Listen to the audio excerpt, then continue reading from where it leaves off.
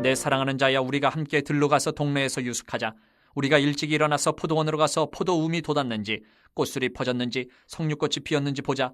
거기에서 내가 내 사랑을 내게 주리라. 합 한 채가 향기를 뿜어내고 우리의 문 앞에는 여러 가지 귀한 열매가 새것 묵은 것으로 마련되었구나.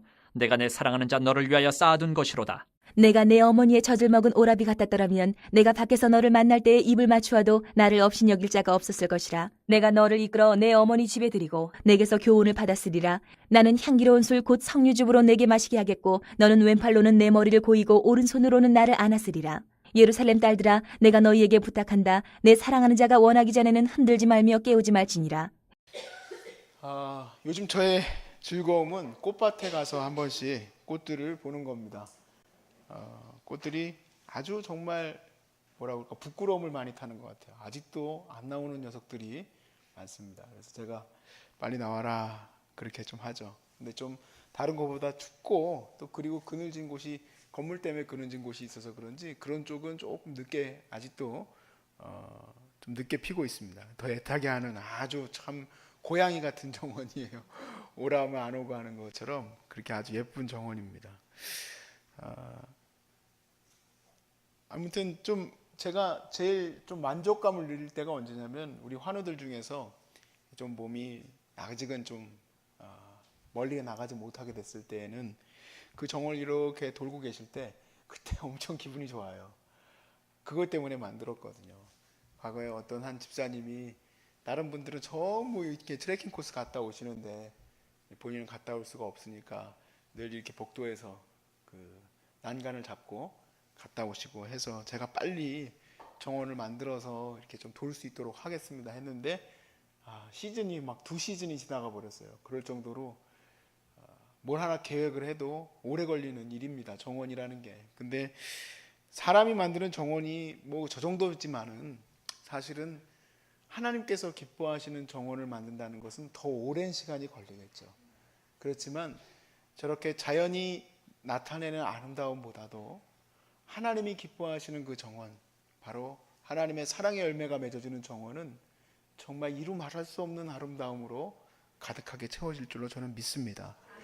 우리 이 사랑하는 여인도 신랑을 데려오는데, 물론 이거는 이제 비유적인 표현들이니까 그렇겠지만, 무슨 신랑을 데려오는데 숲속으로 끌고 갑니까? 그거 좀 이상하잖아요. 그렇지 않아요? 숲속 막 무슨 뭐 정원이 있고 열매가 맺은 곳에서 사랑을 나누는 거는 좀 그렇죠. 다 그냥 좋은 침실이 있는 곳으로 가야 되겠죠. 근데 이거는 말 그대로 이스라엘의 아름다운 열매를 맺음을 이렇게 보여주고 있는 거죠. 그래서 그것을 준비했기 때문에, 그런 아름다운 정원을 준비했기 때문에 이 신랑을 데리고 와서 거기에서 그 정원을 보여주고 싶어 합니다. 우리 주님을 만날 때에 내가 정말 주님을 빨리 만나고 싶어 할 수 있는 그런 마음이 언제 생길까? 지금 벌써 오시면 안 됩니다. 늘 그런 생각이 들지만 아주 아름다운 정원을 내가 지금껏 내 인생 전체를 다 바쳐서 만들어 왔다면 주님을 빨리 모시고 싶지 않겠습니까? 그렇게 우리의 마음에도 그런 기쁨이 넘칠 수 있기를 바랍니다. 11절에 사랑하는 신랑을 이제 자기 밭으로 초대합니다. 내 사랑하는 자야, 우리가 함께 들러가서 동네에서 유숙하자. 동네, 이 동네가 어떤 동네냐? 이제 소위 말해서 아름다운 꽃들과 열매들이 가득한 동네입니다. 거기엔 특별히 또 무슨 열매도 있느냐면, 꽃도 있냐면 합한채라는, 우리에게는 좀 흔하지 않은 이름인데 남녀가 사랑을 나눌 수 있도록 도와주는 그러한 꽃이다. 보통 그렇게 알려져 있는데 저도 본 적은 없습니다. 그 합한채도 있다. 그러니까 사랑을 나눌 수 있도록 해줄 만한 그러한 꽃도 있다 그랬어요. 성경이 보통 비유적으로 설명을 할 때 이스라엘을 향해서 감람나무다, 포도나무다 이렇게 설명을 하죠. 근데 그 열매가 없을 때에 정말 하나님이 극대노하시죠. 대노하셔서 정말 너희들이 좋은 열매 맺기를 바랬건만 그 열매를 맺지 못하였다, 그렇게 얘기를 합니다. 다윗이 시편 1편에서도 그렇게 얘기하죠. 복 있는 사람은 주야로 하나님의 말씀을 묵상하는 자로다. 그는 어떤 사람이냐? 그는 시냇가에 심은 나무가 시절을 쫓아 그 시기와 때때마다 과실을 마음껏 맺는 것과 같다라고 얘기를 했죠. 그러니까 우리가 아름다운 열매를 맺는다는 것은 바로 그 거룩하신 하나님의 말씀의 은혜를 매일 경험해 나갈 때에만 그 아름다운 열매를 맺어갈 수 있으리라 저는 확신합니다. 그러므로 우리가 하나님 앞에서 이렇게 매일같이 예배를 드리는 것 가운데 제가 기대하는 게 늘 그겁니다. 주님께서 기뻐하시는 열매가 이곳에서 많이 맺어질 수 있도록. 그래서 여기에서 사람 사는 곳인데 여기도 사람 사는 곳이니까 죄가 가득해요. 근데 이런 곳에서 하나님의 은혜를 조금이라도 더 누리고 살아간다면 그러면 우리의 병이 조금 더 빨리 나을지 않을까 하는 생각을 늘 합니다. 도전받고 또 하나님의 은혜 받고 또 이 예배 가운데서 치유의 역사가 일어나고 회개의 역사가 일어나서 앞으로 더 큰 나무가 될 수 있기를 주의 이름으로 축복합니다. 근데 참 고생이 많이 필요하다 생각해요. 사람을 세우는 일은 그렇게 쉬운 일이 아닌 것 같아요. 상처가 많이 되어지고 또 인내와 끈기가 많이 필요한 것 같습니다. 어떤 분이 그런 비판을 많이 해놨어요. 기독교의 전도를 굉장히 영어로는 어그레시브하다. 그러니까 되게 무례한 거죠. 공격적이고 너무 그렇다라는 거예요. 그래서 제가 고민을 좀 해봤어요. 이제 그분은 이제 역사적으로 전체를 이제 이렇게 펼쳐놓고 기독교가 그 중세 시대에 막 십자군 그걸 전도로 본다는 것도 좀 특이하긴 한데 막 전쟁을 일으키고 또 뿐만 아니라 그 제국주의하고 같이 연결이 돼서 전 세계에 있는 식민지 국가에 가서 막 그냥 그 원주민들을 죽이고 학살하고 막 진짜 내가 봐도 기독교인들은 아주 나쁜 놈들 그런 것 같이 느껴지게 써놨어요. 진짜 그런 걸까? 근데 주님이 제자들에게 전도를 가르치실 때 평화의 사절단으로 얘기를 하셨어요. 그래서 너희가 평안하십니까? 여러분 평안하십니까? 그래서 그 평안을 바라는 사람이 있으면 거기에 머무르며 그들에게 하나님의 말씀을 가르치라고 가르칠 것 같은데 무슨 그냥 상인들과 함께 가가지고 나라를 정복하는 것처럼 그렇게 생각하게 써놨더라고요. 근데 어떤 것은 맞고 어떤 것은 안 맞고 하기 때문에 사실 그런 게 제일 문제가 되는 거겠죠. 근데 또 어떤 면에서 보면은 전도를 그냥 단기 선교 가듯이 한번 가가지고 반짝반짝반짝 잘 있어 하고 가면은 그 영혼이 구원이 될까? 그 나무가 정말 아름답게 자라날까? 불가능하죠. 정말 옆에서 계속 가꿔야 돼요. 제가 최근에 이제 정원이라든지 이런 책들을 좀 보고 있습니다. 아주 세계적으로 유명한 정원을 플래닝하는 분이 쓴 책을 이렇게 보고 있는데 그분이 아주 정말 역시 세계적인 분들은 이 사상도 그냥 꽃만 심는 게 아니라는 걸 알게 됐어요. 그분이 그렇게 얘기를 해요. 이 자연은 이 정원보다 더 위대하다는 말을 써놨는데요. 이 자연이 정말 엄청난 거예요. 근데 우리 권사님 그런 얘기 하셨었죠.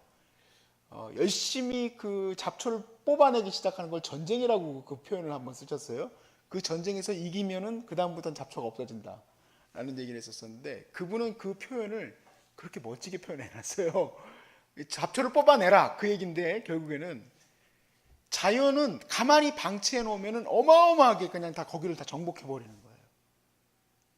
그런데 이거를 하나님이 주신 이 밭을 이건 밭이에요. 이 정원을 인간이 어떻게 사용하고자 하느냐에 따라서 그 모양이 달라지고 그 모습이 달라진다 라는 말을 쓰고 있어요. 그러니까 자연은 엄청나지만 그 자연과 우리가 어떻게 보면은 잘 가꿔 나가야 되는 것이 인간의 노력이 필요하다는 거예요. 이 세상에 있는 수많은 자연인들은 자기 마음대로 살아갑니다. 거기에 무엇이 옳은지 무엇이 그른지를 몰라요. 그리고 그들에게 정말 필요한 게 늘 생각하는 것은 예수 그리스도예요. 가만히 내버려 둔다고 예수 그리스도의 은혜가 그들에게 들어가는 게 아니거든요. 때로는 그들을 혼내야 되기도 하고 때로는 그들을 먹여 살려야 되기도 해요. 캄보디아에 갔을 때 어느 선교지나 마찬가지겠지만 처음에는 이제 굉장히 어렵겠죠. 지금 곳곳에 선교지에 선교사님 안 계신 데가 거의 없지만 이분은 여자의 몸으로 캄보디아에 가서 선교를 하시는데 어떻게 시작을 하셨냐면 고아 아이들을 이제 데려다가 키우기 시작하신 거예요.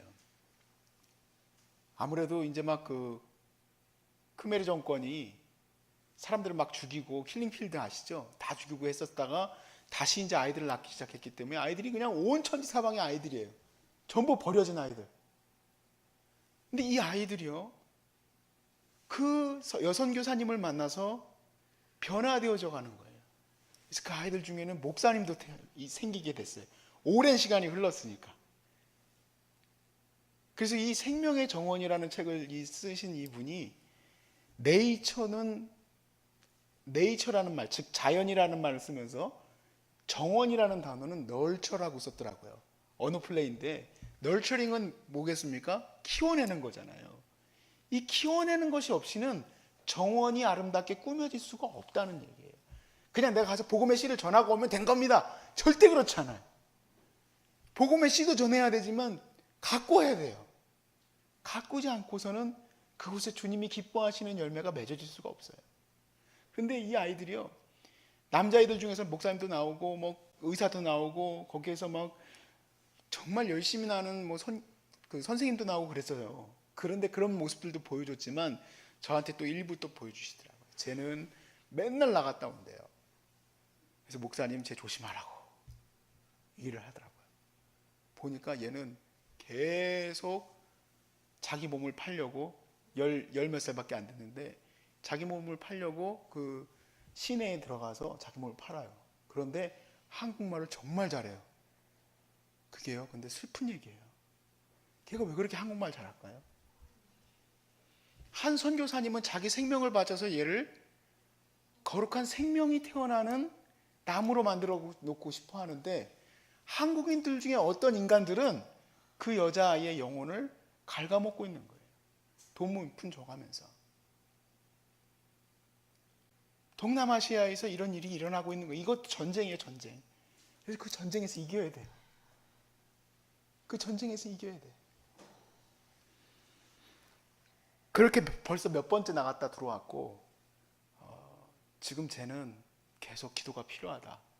그런 말씀을 주시더라고요.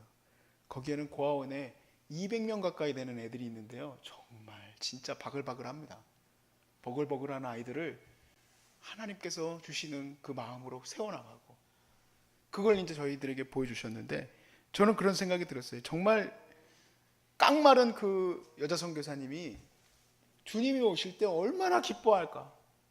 캄보디아의 영혼을 바라보면서 얼마나 하나님께서 기뻐하실까? 주님이 오실 때 착하고 충성된 내종아 하면서 눈물을 닦아주실까?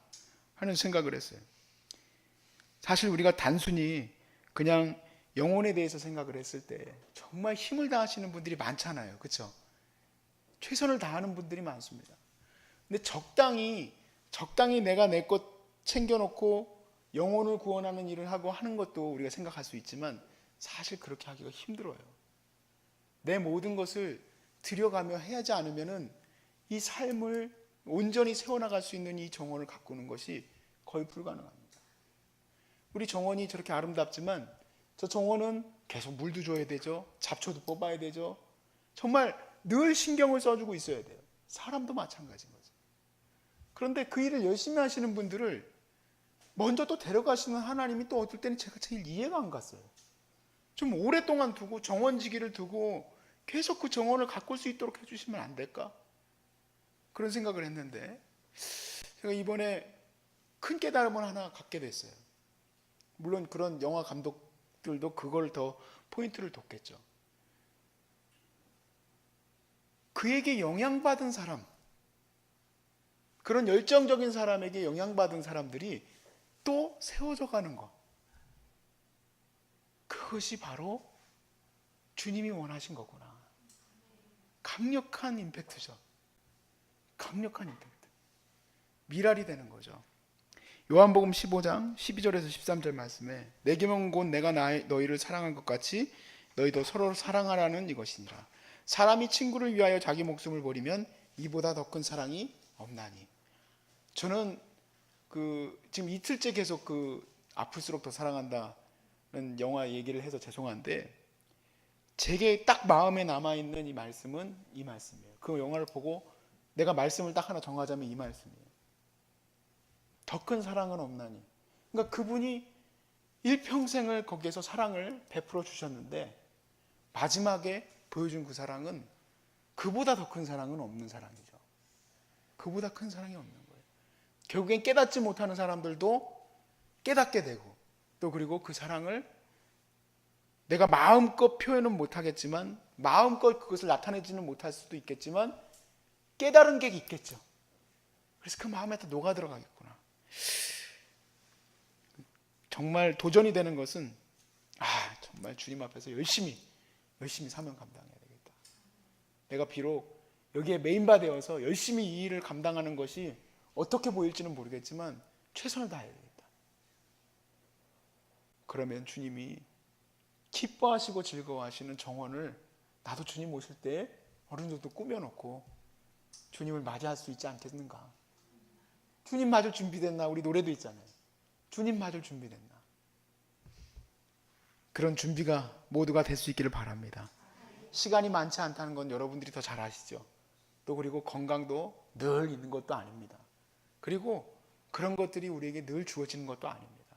그렇지만 우리에게 주어진 이 삶은 그 복된 일들을 하라고 우리에게 허락하신 줄로 믿습니다.